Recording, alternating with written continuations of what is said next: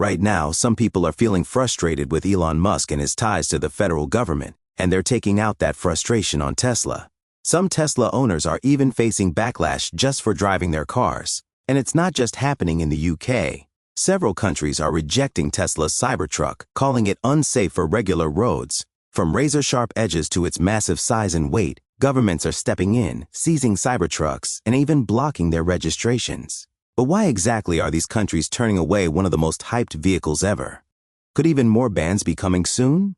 In this video, we're breaking down every country that's blocked or banned the Cybertruck, the surprising reasons behind those decisions, and whether Tesla has any real chance of pushing back.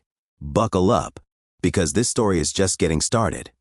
Let's begin with the UK, where the Cybertruck's hopes of cruising through historic towns got shut down quicker than you can say Elon Musk.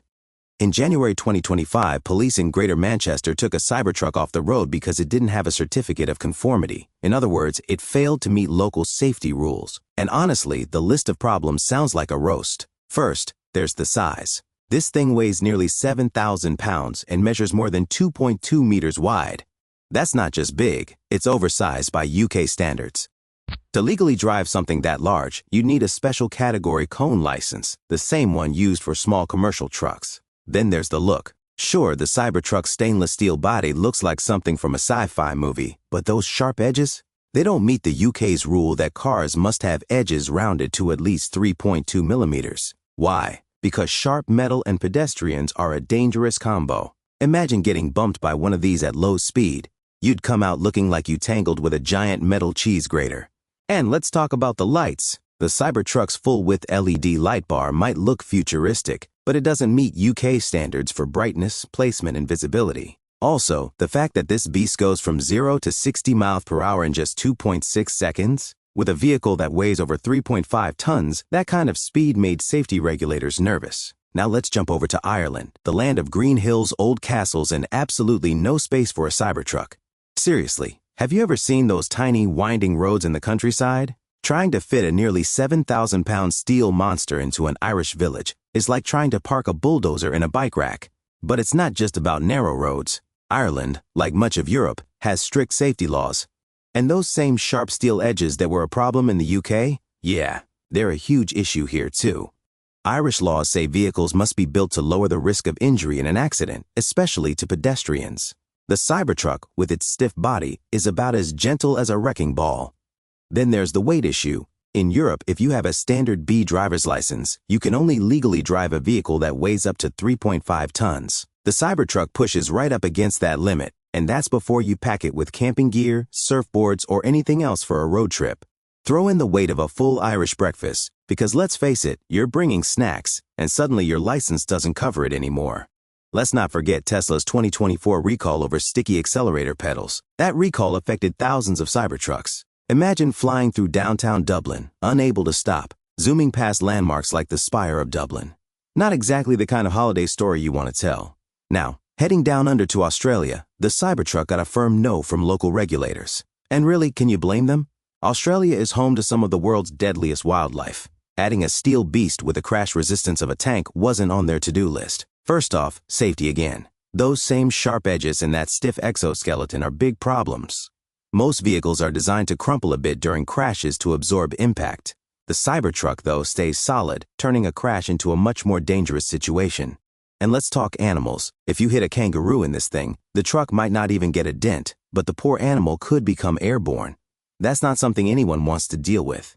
Then there's the steering issue. Australia drives on the left side of the road, and the law says vehicles must have right-hand drive. But Tesla's Texas factory only makes Cybertrucks with left-hand drive. Rebuilding the whole factory just to make right-hand drive versions would be extremely costly. And let's not forget about infrastructure. Sure, Australian cities have plenty of EV chargers, but once you drive out into the remote outback, you're pretty much on your own. Run out of battery out there and congratulations, you just turned your Cybertruck into the world's most expensive camping tent. That's not exactly the rugged Aussie adventure most people picture. Now over to China. The Cybertruck isn't officially banned there, but don't expect to see one driving through the streets of Shanghai anytime soon. The truck's edgy, heavy design clashes with China's strict safety laws, especially the ones focused on protecting pedestrians. And let's be honest, the Cybertruck's design is about as pedestrian-friendly as a castle wall. But the problems don't stop there. Pickup trucks already face tons of restrictions in China. They're often blocked from entering city centers, and there's even a rule that they must be scrapped after 15 years. So even if Tesla modified the Cybertruck to pass safety inspections, owners would still have a hard time driving it freely. Interestingly, Tesla did file a request with China's Ministry of Industry and Information Technology to test energy use on the Cybertruck. But here's the twist. They pulled the application soon after. Why? Maybe they realized the Cybertruck wouldn't pass. Or maybe they just didn't want the embarrassment of being rejected publicly. Either way, that filing vanished faster than the Cybertruck launches off the line from 0 to 60 miles per hour. And with Tesla already having a rocky reputation in China due to past complaints about brake failures and battery fires, the Cybertruck's future there doesn't look too bright. So what's really going on?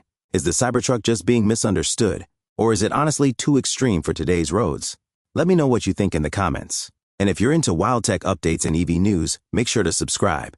So where does this leave the Cybertruck? Is it stuck forever on American highways? Maybe. Maybe not. Tesla could try redesigning parts of the truck to match international safety rules, but that would be super expensive and complicated. Plus, the whole point of the Cybertruck is that it looks bold and wild. If Tesla tones it down to pass regulations, it might lose what made it cool in the first place. Still, all this pushback from governments raises some big questions. Are the rules too strict, or is Tesla pushing the limits too far? What does this mean for the future of electric vehicles? Are we heading toward a world where safety and practicality are more important than bold, crazy designs? What do you think? Should countries ease up and let the Cybertruck hit the road? Or did they make the right call keeping it out? Share your thoughts in the comments and don't forget to like the video and subscribe for more stories about the wild side of tech. Until next time, drive safe and maybe, just maybe, don't try sneaking a Cybertruck over the border.